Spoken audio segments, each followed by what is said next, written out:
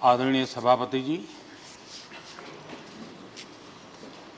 आदरणीय सभी सम्मानीय वरिष्ठ सांसदगण,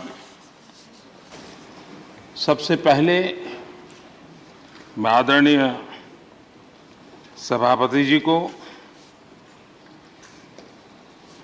आपको इस सदन की तरफ से और पूरे देश की तरफ से बहुत बहुत बधाई देता हूं।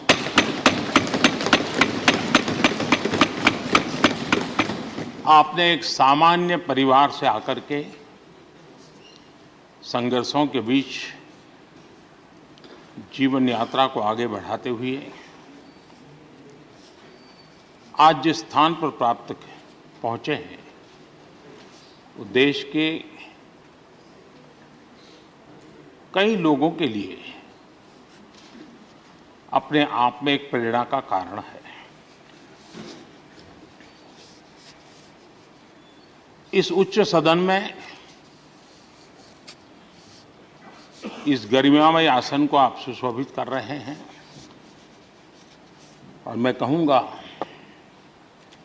कि किठाना के लाल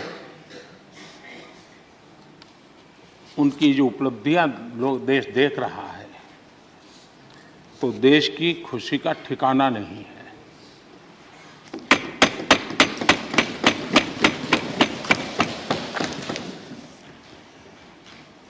आदरणीय सभापति जी, ये सुखद अवसर है कि आज आर्म फोर्सेस फ्लैग डे भी है।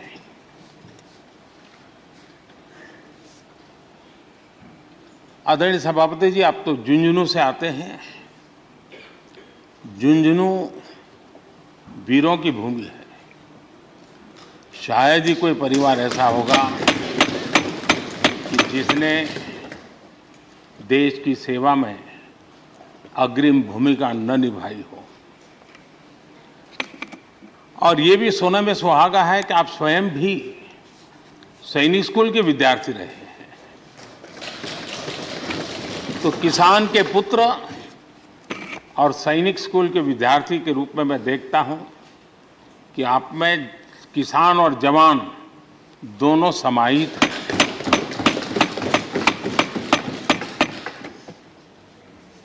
मैं आपकी अध्यक्षता में इस सदन से सभी देशवासियों को आर्म फोर्सेस फ्लैग डे की भी शुभकामनाएं देता हूं। मैं इस सदन के सभी आदरणीय सदस्यों की तरफ से देश के आर्म फोर्सेस को सैल्यूट करता हूं।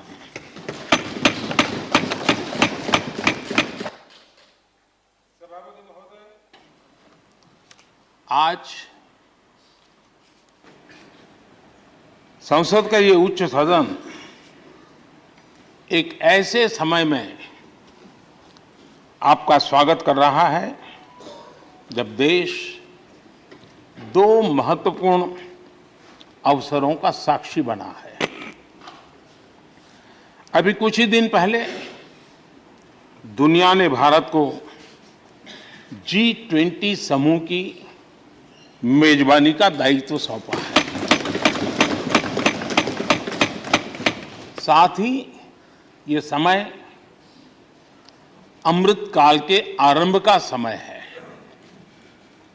ये अमृतकाल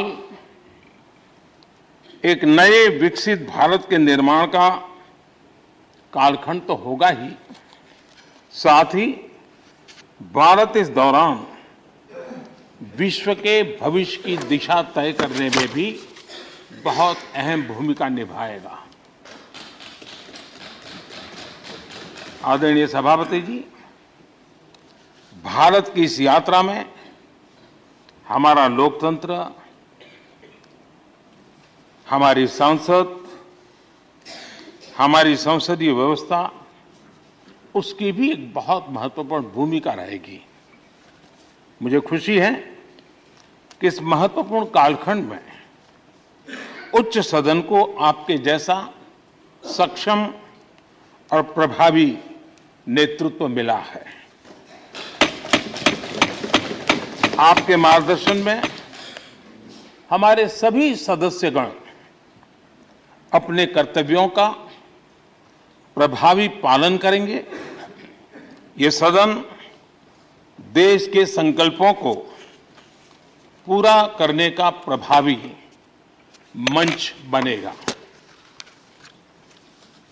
आदरणीय सभापति महोदय, आज आप संसद के उच्च सदन के मुखिया के रूप में अपनी नई जिम्मेदारी का औपचारिक आरंभ कर रहे हैं। इस उच्च सदन के कंधों पर भी जो जिम्मेदारी है, उसका भी सबसे पहला सरोकार देश के सबसे निचले पायदान पर खड़े सामान्य मानवीय के हितों से ही जुड़ा है।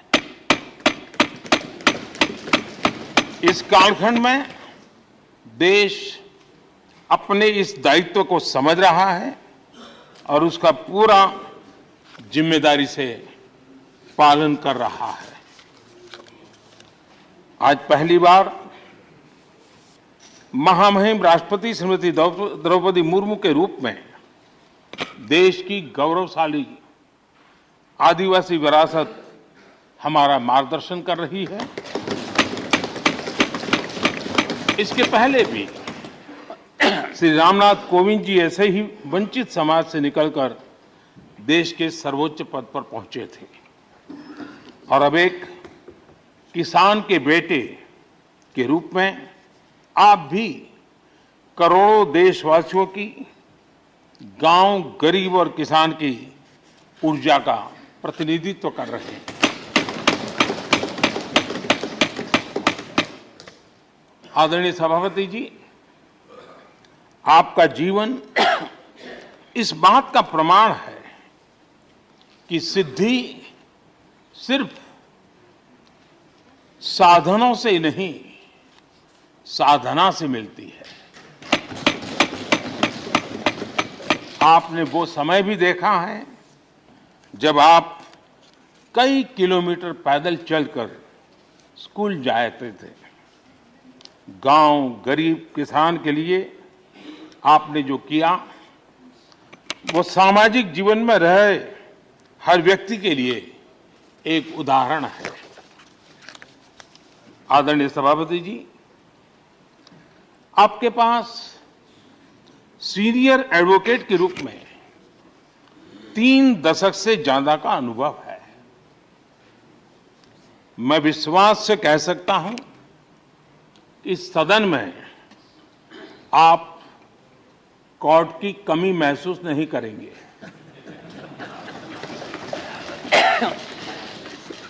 क्योंकि राज्यसभा में बहुत बड़ी मात्रा में वो लोग ज्यादा हैं जो आपको सुप्रीम कोर्ट में मिला करते थे और इसलिए वो मूड और मिजाज भी आपको यहां पर जरूर अदालत की याद दिलाता रहेगा।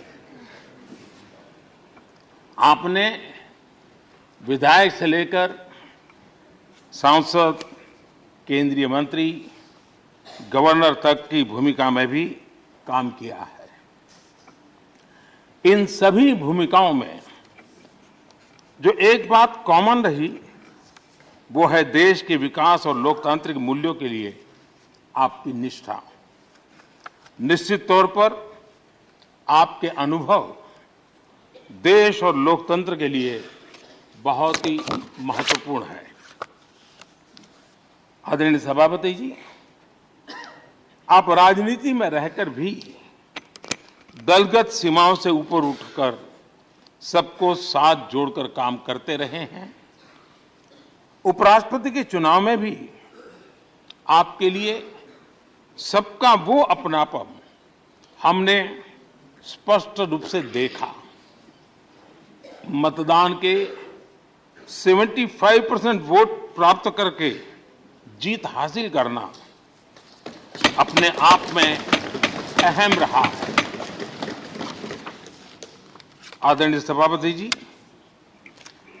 हमारे यहां कहा जाता है नयति इति नायकः, अर्थात जो हमें आगे ले जाए वही नायक है। आगे लेकर जाना ही नेतृत्व की वास्तविक परिभाषा है। राज्यसभा के संदर्भ में ये बात और महत्वपूर्ण हो जाती है क्योंकि इस सदन पर लोकतांत्रिक निर्णयों को और भी रिफाइंड तरीके से आगे बढ़ाने की जिम्मेदारी है। इसलिए जब आपके जैसा जमीन से जुड़ा नेतृत्व इस सदन को मिलता है तो मैं मानता हूं कि ये सदन के हर सदस्य के लिए सौभाग्य है।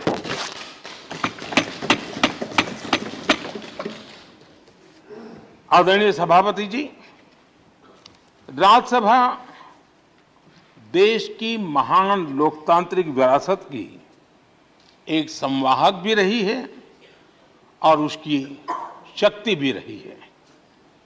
हमारे कई प्रधानमंत्री ऐसे हुए जिन्होंने कभी न कभी राज्यसभा सदस्य के रूप में कार्य किया।